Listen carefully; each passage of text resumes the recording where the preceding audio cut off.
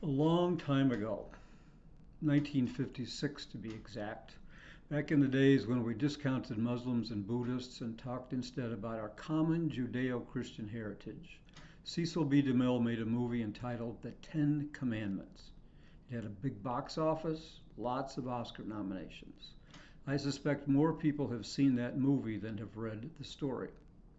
Now, the movie was not remade, but a new version was made in 1998 by DreamWorks called The Prince of Egypt. It also did quite well at the box office, and then a musical was made based on that.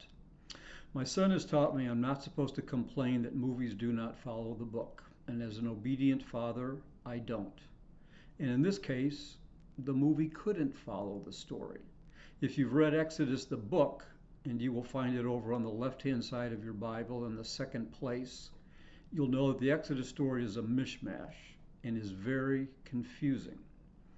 I agree with the scholars who say it's a combination of several versions edited together loosely. If you don't believe me, forget it's in the Bible, just read it as though it was a story and pay attention. If you read Exodus 14 and 15, you'll find three versions of what happened spliced together. It is confusing. The plot doesn't follow neatly. Now, I think all three stories, if you struggle to divide them, are useful to tell. And the one you probably know and tell yourself is the most dynamic and spectacular. Now, as for me, for reasons I'm about to tell you, I prefer a less dramatic telling because I find the less dramatic telling more useful in my life.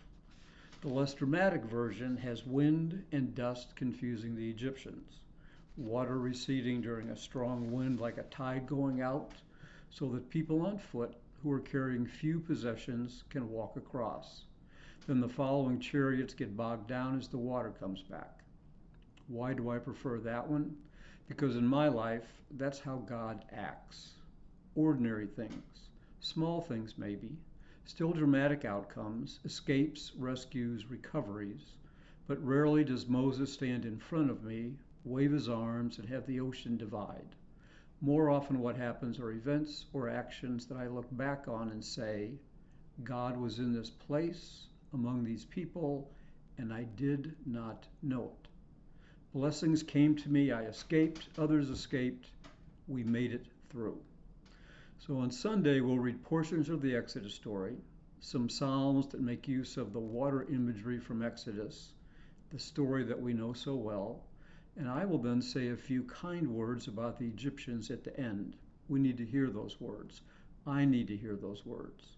I know in my life, as a person who has an education, a job, money in the bank, and a nice and safe place to live, the Egyptians are my counterparts, not the Hebrew slaves. I want kind words as well.